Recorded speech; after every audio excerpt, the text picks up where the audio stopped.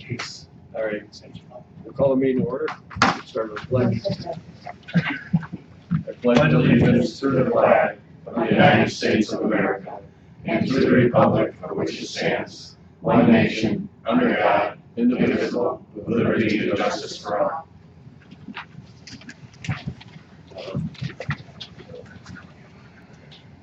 First up, we're looking for approval of minutes.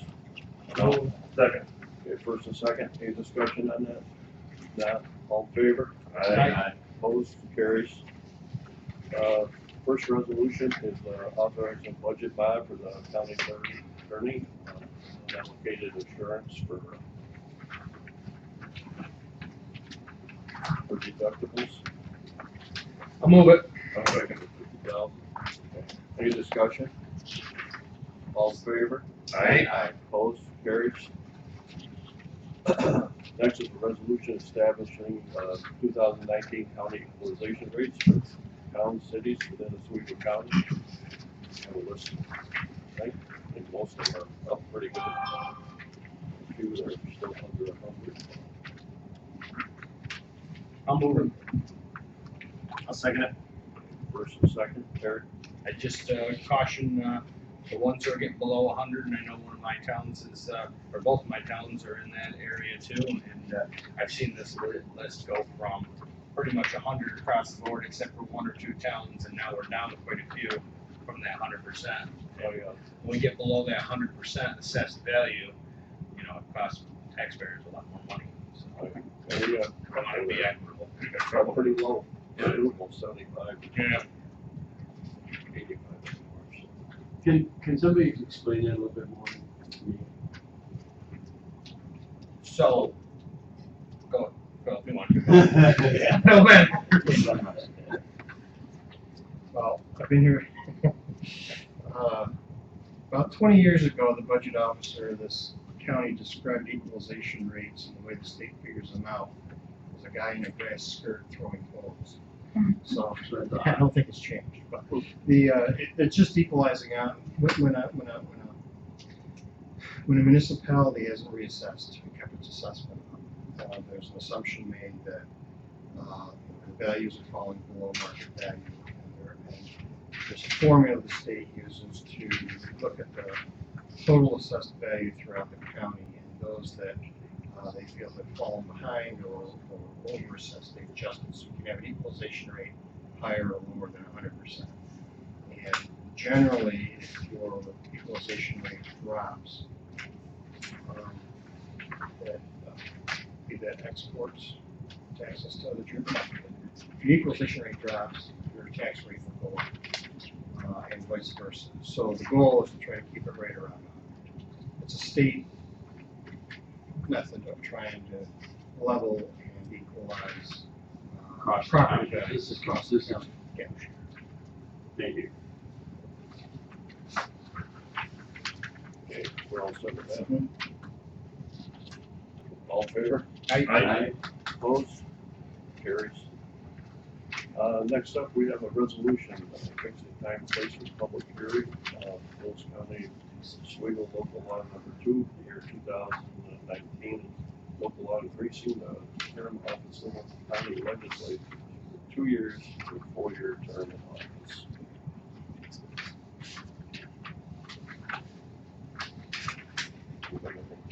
Move for discussion. I'll second. Yes, go ahead. Yeah, thank you, Mr. Chairman. Where to begin?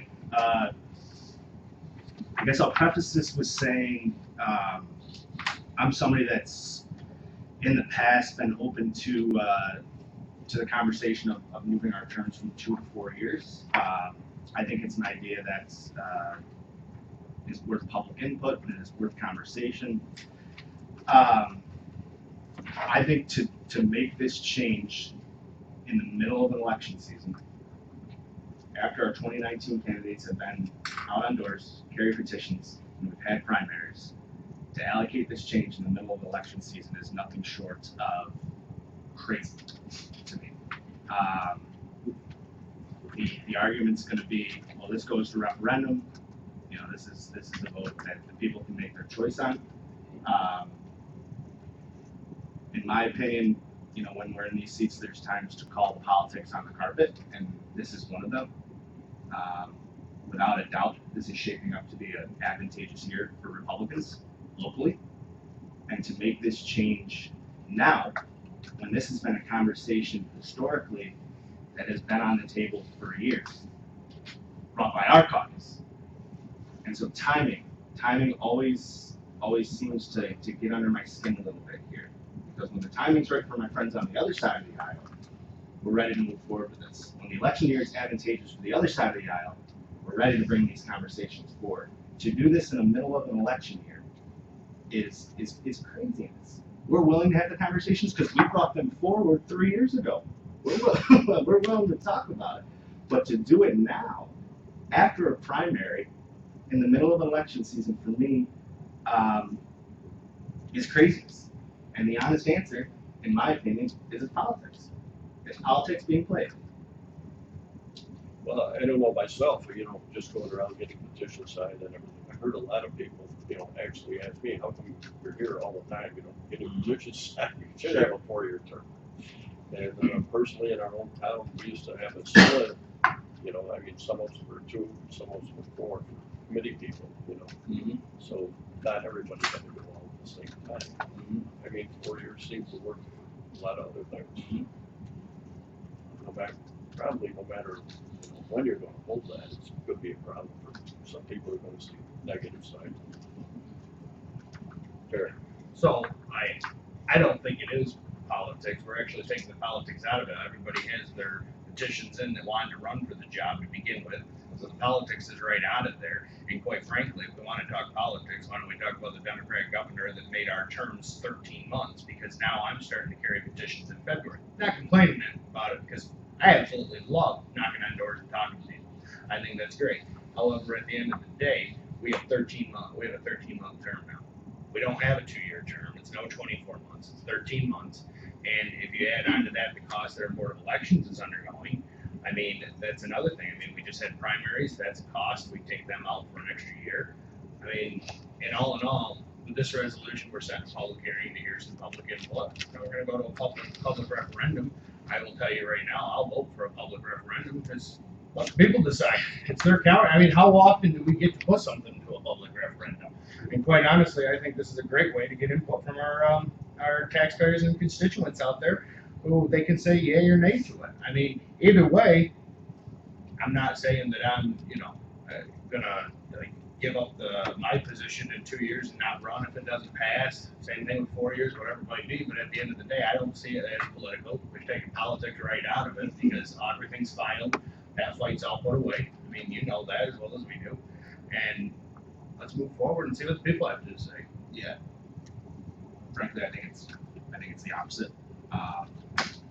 I think there's a way to do it right. You want to do it right, let's do it for the 2021 local elections. We're in the middle of election season right now. I hear your point on the petition process is being moved. I hear your point on the cost savings. I'm more than willing to have the conversation about this. I'm willing to. We're willing to because we brought it to the table 3 years ago. But the timing wasn't right then. The timing didn't make sense then. My friends on the other side of the aisle thought, it's just not the right time now. But now that you're set to have a 23-2 majority, all of a sudden, the timing seems a little more right. This seems a little more. I don't believe in coincidences in this type of stuff anymore. I've been around here long enough to see right through this type of stuff.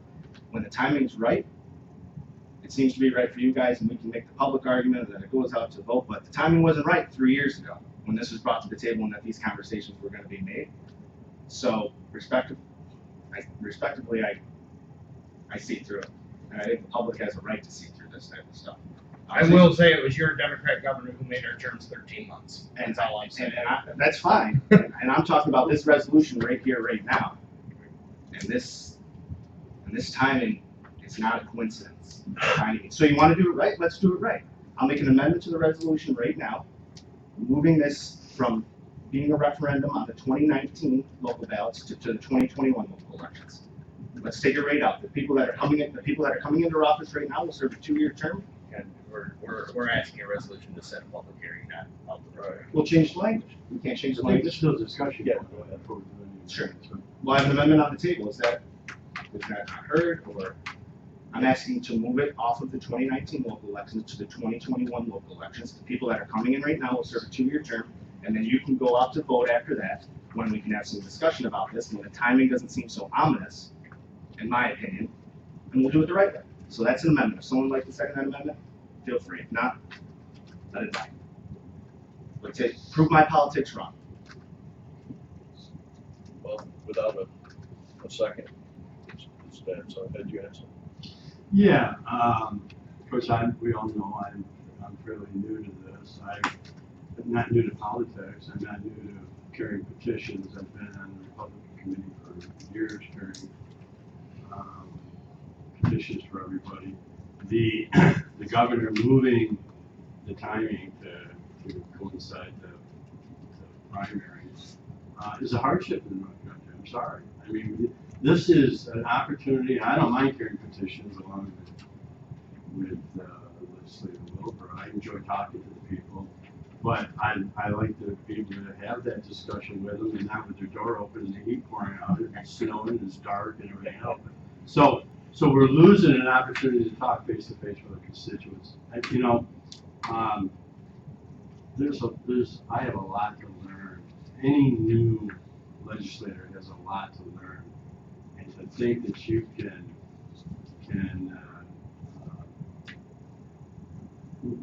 gather all this information and have meaningful impact in a 2-year term is just ridiculous. There's taking the politics out of it. There's a lot of serious decisions we have to make, and if you're not educated and up to speed, then you're just rubber stamping stuff one way or another if you don't understand it. 2 years is not enough time and you see that in the turnover. And as far as timing and a majority, if there's a majority either way, it's because of the people. It isn't because of 22 or 23 legislators. It's because that's who the people voted for. So I think to make a better educated legislature, I think this is needed.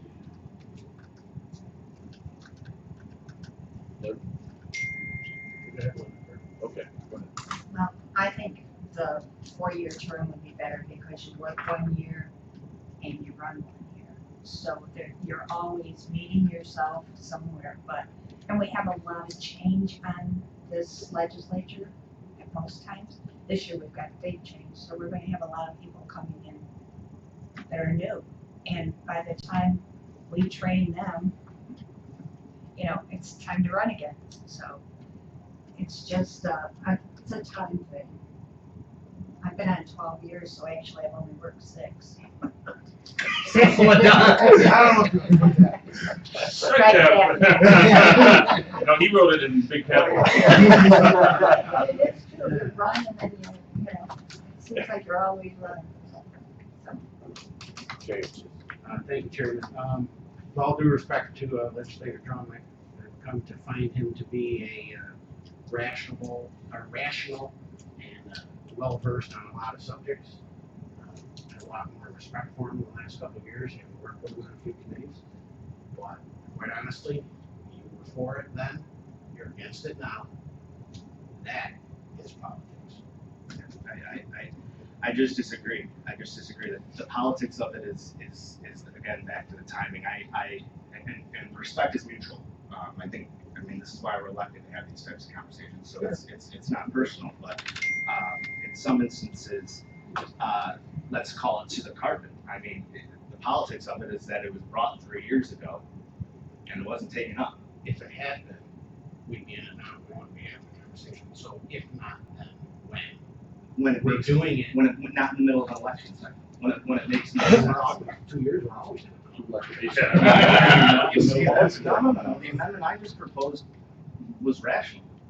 Let's keep it 2 years like we were, and then if we want that, it's not a radioactive idea to the Democratic caucus. Again, we brought it forward before, but I think it needs to be done in the right way.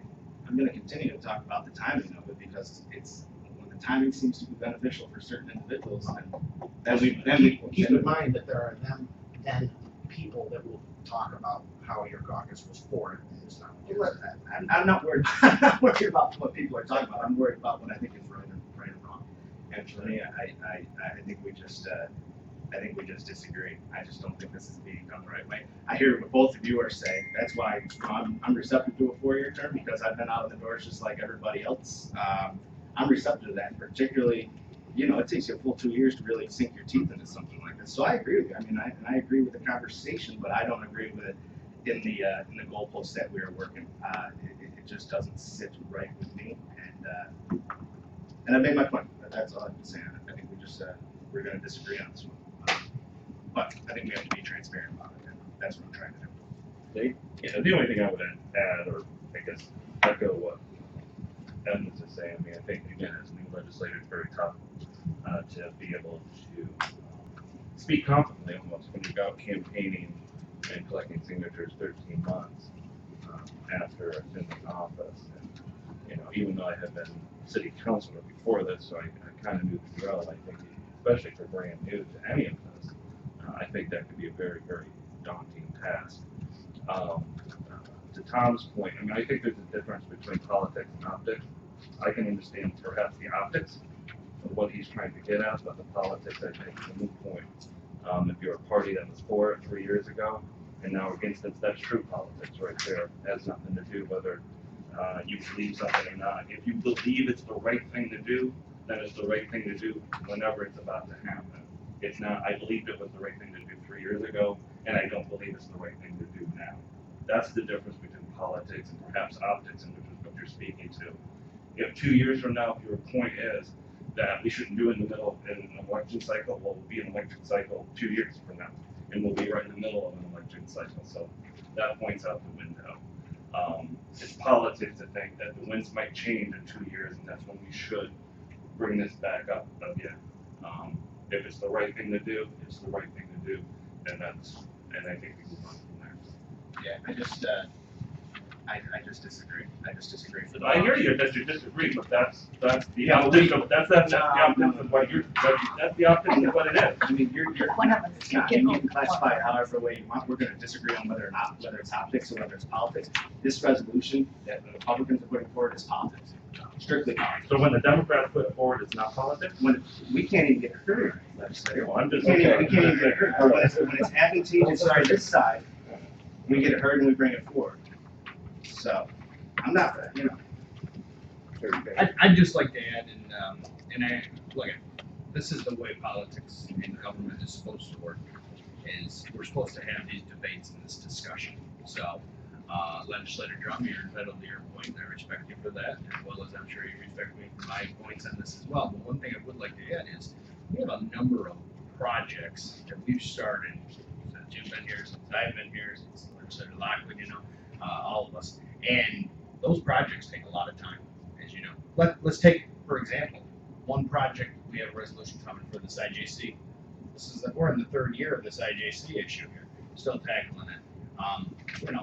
4 years, that'll help us have a better understanding. I mean, Legislator Gilson, you have a Lakeshore community, and you're coming up to speed really quick on what the IJC plan is. But if that was a 4-year term, you'd have that knowledge going forward. And I don't want to belabor that whole issue as well. It's just nobody's better knowledge and everything else that you can bring forward into the discussions and long-term projects, especially some of our economic development projects, take a number of years. I mean, look at the 176 airport sewage project. That's a long-term project, and having some years there to be able to accomplish that helps assist with that. Any other discussion? First and second. All in favor? Aye. Opposed? Aye. Opposed. Next up, we have a resolution. This one, this one was not on your agenda. This is a resolution calling for the repeal, for the International Joint Commission to repeal Plan 2014. Other governments in the area are passing similar resolutions, City of Oswego, Wayne County, to name a couple.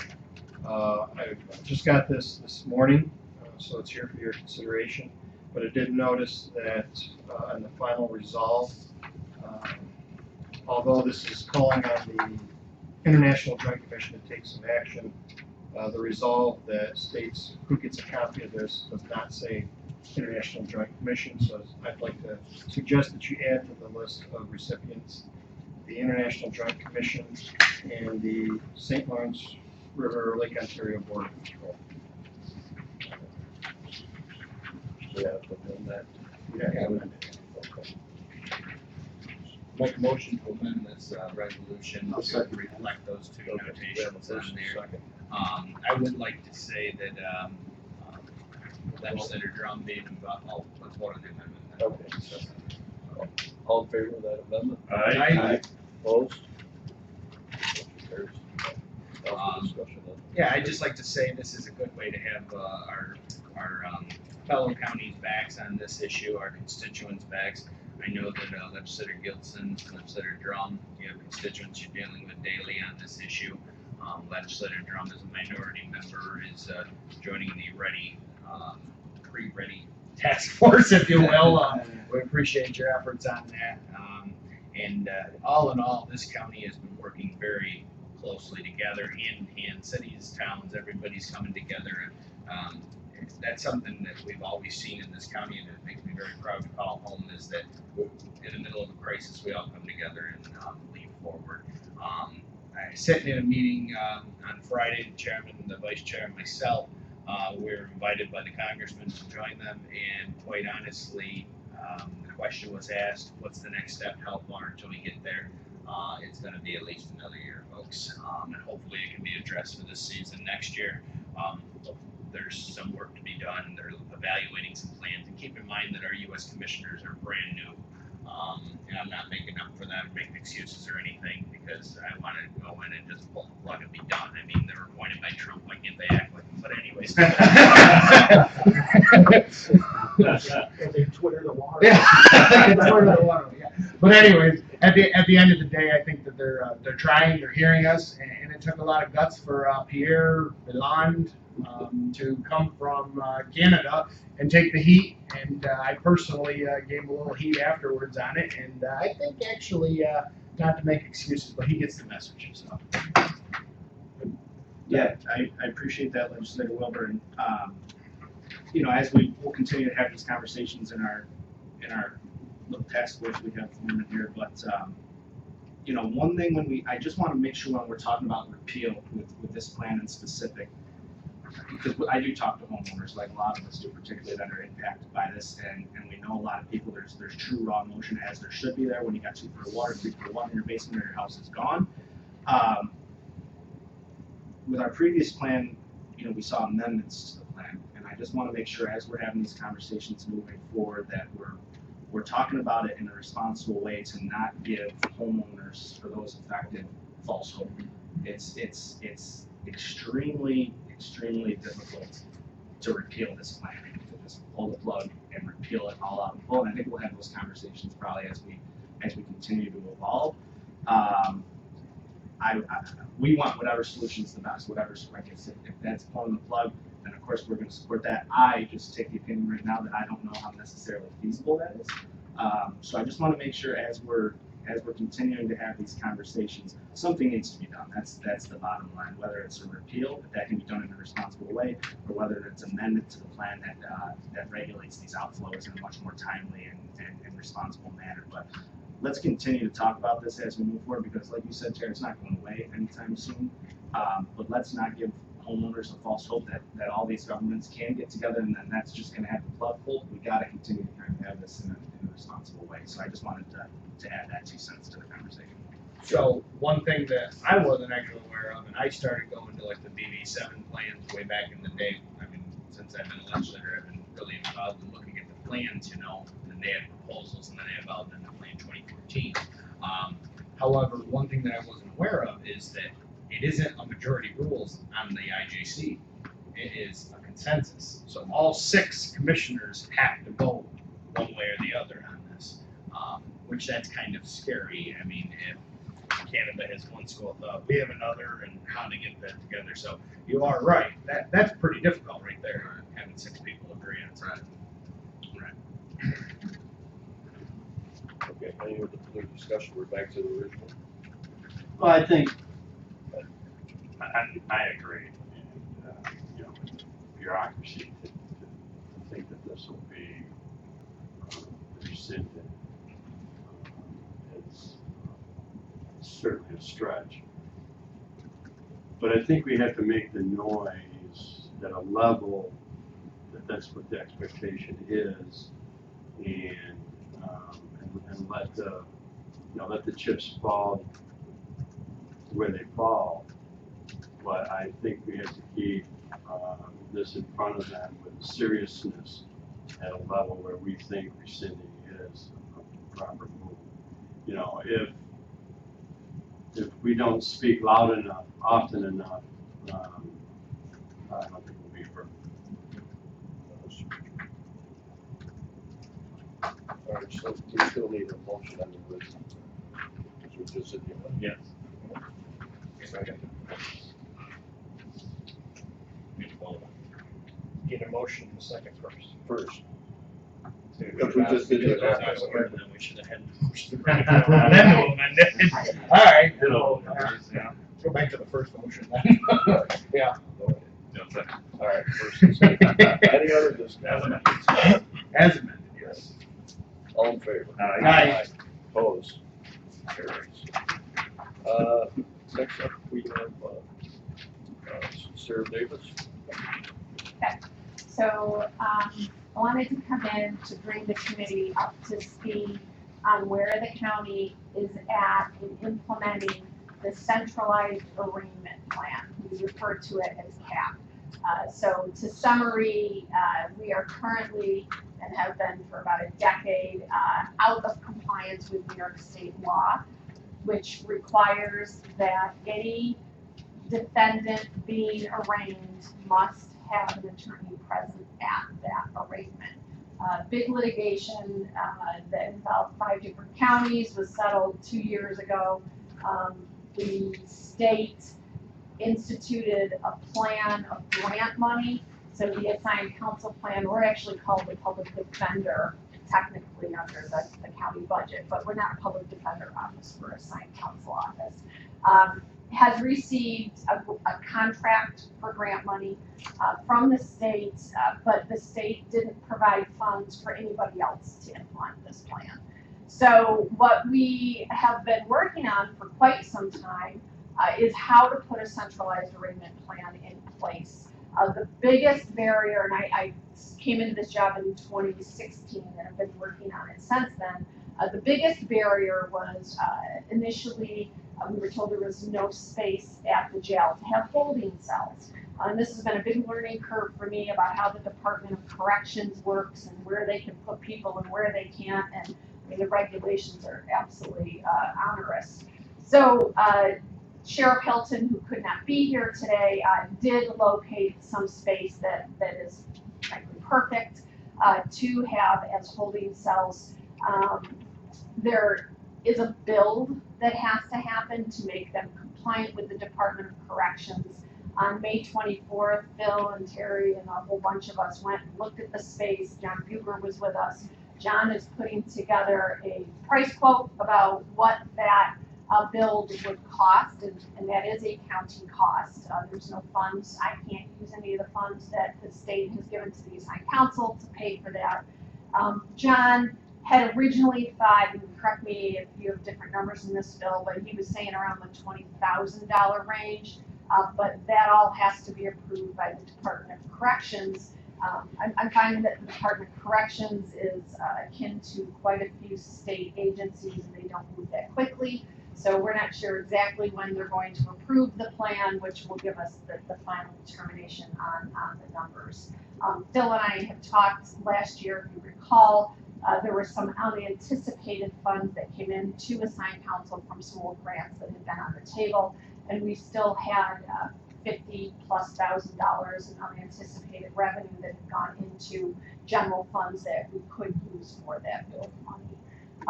The actual plan for CAP, the final draft was completed by me. I circulated it to the city court judges, who are really the cornerstone of the whole thing because they're doing the daytime and all of the morning, including weekend arraignments. They gave it a thumbs up. It went to Sheriff Hilton. He had some questions, and we're now going back and forth with the city court judges. The biggest question on the plan is weekday, daytime arraignments. We are trying to limit the number of hours that the sheriff has to staff the holding cells. Because that's a county expense, it's an additional expense. City court judges have committed to, if they are available, they'll do a daytime arraignment. But if it's only if they're available, we have to have staffing in the holding cells in case anybody comes in. So the conversation is, can you commit to, we will do? It's a lot to ask because they're doing their normal court all day as it is. I haven't gotten a yes, I haven't gotten a no, I haven't even really got to have a very thorough conversation because both judges have been very busy and we're playing phone tag. So to tell you what the cost to the county will be, OCA is covering the cost for the judges and for the security that the sheriff has to provide at the, metal detector. So there's 2 judges, there are 2 sheriffs that are involved in the metal detector and security inside the courtroom. OCA is covering that cost. The OCA is covering the cost of the judges as well. The assigned counsel office is covering the cost of the attorneys 100%. It will be 100% new spend for the county, so we get reimbursed 100% for that. We are also covering the cost of having a assigned counsel clerk at the centralized arraignment plan. There's some discussion about whether OCA is going to provide their own clerk, as they have in other counties. We believe they're going to. If they don't, the only clerk that's going to be there is the assigned counsel clerk. The county is not going to provide a clerk at county expense. So the cost to the county is going to be the bill that we don't have an exact number on yet, and is going to be the cost of the sheriff personnel, whether they be deputies, retired deputies, whoever they end up deciding to hire, that have to staff the holding cells. Okay, and that's what we're trying to limit. Best case scenario is the county is going to have to cover the staff for the holding cells for weekends. Will be at least 19 hours because we have no daytime arraignments for weekends. City court judges are off. They come in, they do the morning arraignments for anybody that got picked up between 10 p.m. and 7 a.m. And once they're done with that, they're out of there. They're not sitting there all day. And then 5 to 10 p.m., they'll have the centralized arraignment. So the daytime weekends is going to have to be staffed on the holding cells. And then from 10 p.m. until 8 a.m., 7 days a week, will have to be staffed as well because that's when people are being brought in to be held until the morning arraignment. So if they miss that 10 p.m. cutoff for the centralized arraignment night one, they're going to go into the holding cells and be arraigned at 8 a.m. What we're working on again is trying not to have to staff weekdays from 8 a.m. until 5 p.m. I don't have the exact numbers on what that is going to look like to the county, and Don didn't have those yet either.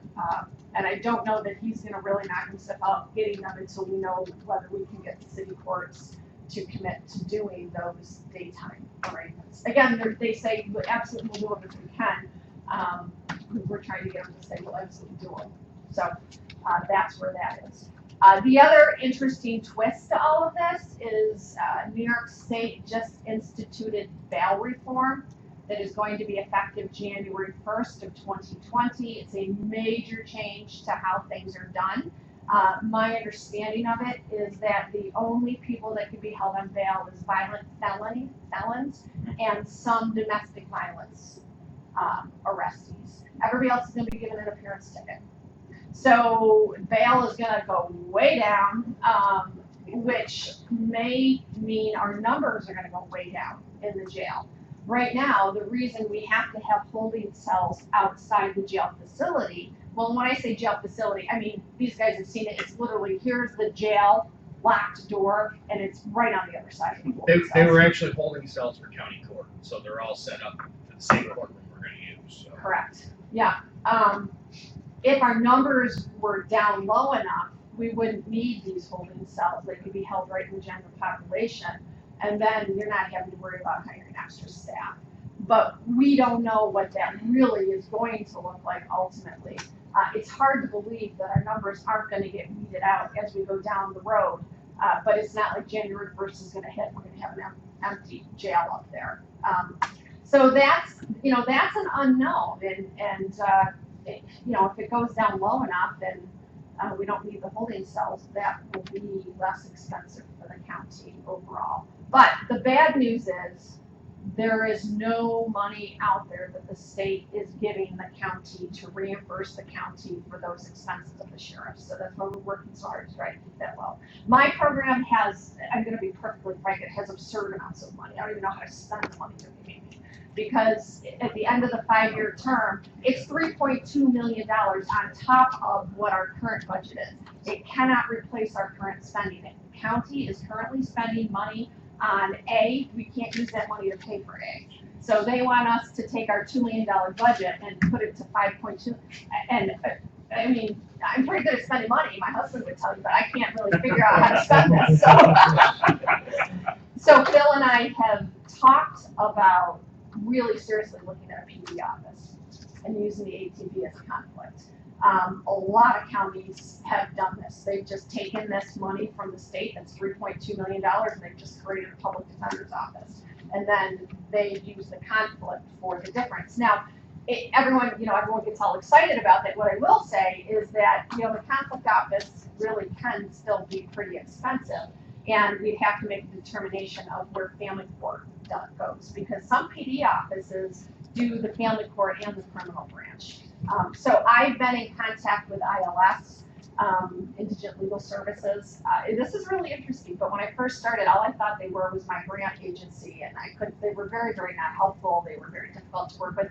I read something like a month ago that said ILS was created to assist counties and be there to help them, and that was like a light bulb went off. Like, oh my God, they're supposed to be there to help me. It hasn't felt like it. So I let them know that. I said, hey, I read your origination papers, and you guys are supposed to be there to help me. So I started asking them for things, and they're actually being responsive, which is nice. So they're going to give us some numbers about how many would have to staff our PD office to have it, et cetera, but we don't have that yet. But that's a huge move, and this is really a good opportunity to do it. The state tells us that money is permanent. Phil laughed when I told him that. He said the state always, well, I hope I'm not putting words in your mouth, but they tend to do that, and then something happens where now it's attached to issue B where it wasn't before, and somehow the funding just goes off into the mist and it's no longer there. So we'd have to seriously talk about what that would look like down the road. So, anybody have any questions about our goal for this? Has been, first it was November. I don't think November is going to work because we don't even have anything back from the Department of Corrections yet. January 1st might be more realistic. So that's your goal.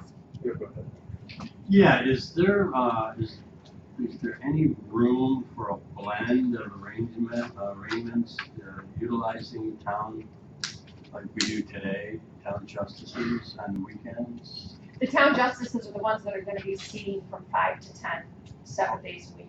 Oh, they are? Yeah, and OCA is paying each of those judges $250 a night. That's right, I was into the city. City is only doing mornings. Okay. Yeah, right now the city of Oswego and the city of Fulton have what they call a CAPA program, Counsel at First Arraignment, in place that they're currently doing out of their own courthouses. They're going to move that over to 39 Churchill once this is in place, but they'll continue to do those morning arraignments 7 days a week. Yeah. Thanks, Secretary. I just have a question on the public defenders, and correct me if I'm wrong, or maybe you don't know the answer to this. Yeah.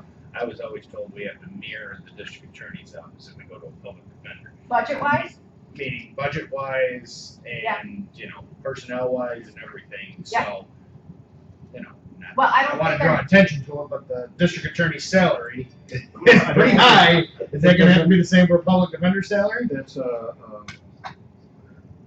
That's always debated whether you gotta match the salaries or not.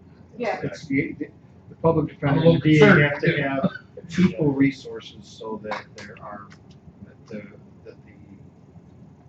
the people and the defendant have an equal amount of resources and it's fair. In other words, your PD is gonna, if the DA has DA investigators, then to help prosecute people, then your PD's office is gonna have to have investigators as well. The same stuff. So, Yeah. and Or same, it has to be equivalent so that it's a level playing field. yeah, and the money that is available is really more than enough to match the DA's. I was very honest with Phil. I said, look, if we go to a PD office, I'm out. I don't do I don't do criminal work at all. Like my kids will tell you if they get arrested, they're never gonna call me because I don't have any idea what they have to do. Besides the fact that they think I probably let them sit for a night or two, but my private practice is estate work. I got hired for the job I have because of my organizational and management skills for the grants and, the management of the whole program. So, please know that at least for me, I've got nothing to say about what the Sarah's got Empire Building, she said. right. So- Just a second question to that part on the public defender. Would that alleviate the issue we're having? And it's not a huge issue at this point, but it has cropped up here and there with our assigned counsel with not having a number of lawyers that are able to provide that service throughout the county. Yes, Okay. So yes, because it would be, and that's, the other counterpart to this is I currently formed a committee and we're working on amending the current 18B plan that we have. We have requirements that somebody live in Oswego County or have office space in Oswego County. And my numbers are going down and we're very top heavy in age. I mean, if you looked at the next 10 years, we're gonna lose 50% of our practitioners or we should lose to retirement, So it's getting pretty scary. Besides the fact that one of the things that ILS has done is they have created a formula. So if somebody has 2 violent felons and, 3 misdemeanors, they give it a point system, okay? And if you're allowed 100 points in a year and a violent felon is worth 20 of those points, as soon as that attorney hits 100 points on their chart, they can't get any more assignments. They're done. Now, that has not happened in Oswego County yet, but it's very likely to happen by 2021. And then we're really in a pickle because we do not have enough people. I mean, if you saw the number of assignments some of these attorneys are getting, they're maxed out by March, according to that point system. So it's a crisis on numbers. And family court doesn't do the point system, but family court, they've been screaming at me for 3 years. We need more attorneys. We do not have enough attorneys to assign. And, then I have the conversation with them, well, maybe if they weren't sitting in court for 4 hours waiting to get in on their appearance, you'd have more attorneys. But, it's a problem with the whole system. So we need to change the plan to get more attorneys to come. And we really need to look at a PD office. We really do. I'm not gonna be a favorite of the Bar Association for saying that, but it's a necessity for the county. And district courts, I'll put that out there. You really wanna start streamlining and saving money, you gotta go to district courts. Everybody will tell you that, except for the magistrates who don't wanna give up their seats. You got a barometer on kind of when we'll start to see the new trends with the ballot reform? That's more of a Don question, Okay. so I really don't have an answer to that. Okay. And I think even if you asked him, he's like, We'll see when we see. Can you repeat that? we do not, in Oswego County, we do not keep good statistics. We don't keep statistics really largely at all. When we first started talking. Because we got new reporting systems, so we are. Well, within the last year, like when this first started, and they're like, how many arraignments are we talking about? I'm like, I have no idea. And I asked the town courts to start tracking them and reporting, and I had 2 courts that did it sporadically, and that was it out of 28. So it's, we really don't know. My question, Tara, was when we were going to see any new metrics on the ballot reform once it takes place in one of those. Well, and that was something that I wanted to add in too. You're talking about maybe not having to have these 2 correction officers or, deputies sitting there babysitting basically, for lack of better terminology. You're gonna have to have them out, I don't wanna say head hunting, but you're gonna have them out warrant hunting because everybody you're letting off on this without bail. They're not gonna stay in one place, I'm gonna tell you that right now. So our deputies work, it isn't gonna save them a ton, it might save them from babysitting, but we're gonna have to go search and rescue here, you know, well, not rescue, but search and bring back. It's like a catch and release program. It is. Well, the involvement I've had with our local courts, I see a public defender's office as being the first step to providing a better defense, first off, drawing a more of a commitment from that attorney, because I see so much waste in preparation for hearings and trials. And what I mean by that is quite often the first meeting between attorneys and the defendants are outside the hallway Absolutely. before they Yep. meet with the judge. Yep, and to be fair to the attorney, sometimes it's the client's fault. Absolutely. You know, I mean, the attorneys are Right. calling, you gotta Yep. come in, you gotta come in, you gotta schedule an appointment, and they never do. But then there's the attorneys that don't make that effort too, so it's And it hard. just pushes the dockets out more and more and more. Yeah. I see postponement, Yeah. after postponement. Yeah. And so I would be all in favor of the public defender's Yeah. office. Yeah. I think it saves county money a lot. Cut down on officers. So that's where CAP's at. I don't have hard numbers for you. I don't have a hard time frame for you, but we have made a lot of progress in the last year getting to that. Finding the holding cells was crucial. How many cells are you talking about? 2. Just 2? Yeah, a male and a female, you know, or. Can you do that? You have to do that. Sure. You have to do that. And then God forbid anybody under 18 gets picked up, they have to be out of sight and sound. It's really, it's amazing what Sheriff Hilton has to juggle with all of that. Yeah. Yep. Any questions? Anybody else? Okay. Thank you. Thanks. Well, I'll keep you in the loop as we go around. And with the amended plan for 18B, you know, I'll be coming back to this committee first with that, and then it goes to the legislative floor, and then it goes to OCA. So, you know, lots of changes with that, not just residency. We have absolutely no quality control written into the plan right now. So we're really trying to, because that would continue even with a conflict office. So we're really trying to bring that plan into the 21st century and making it applicable to what we have today. For example, probably 20% of the attorneys on the plan have liability insurance. That's it. There's no requirement. I can't make it mandatory because it's not in the plan, which means if they get sued, it's filtering straight through to the county. So that's one of the things we're putting in. Yeah. Yep, that's wonderful, Sarah. We're fixing it, Sarah, that's good. All right, does anybody have any questions? Thank you. Okay, well, no, thank you for your time, Sarah, I gotta run out, I got a 10 o'clock hearing across the room. First and second? All in favor? Aye. Aye. Adjourned. Thank you.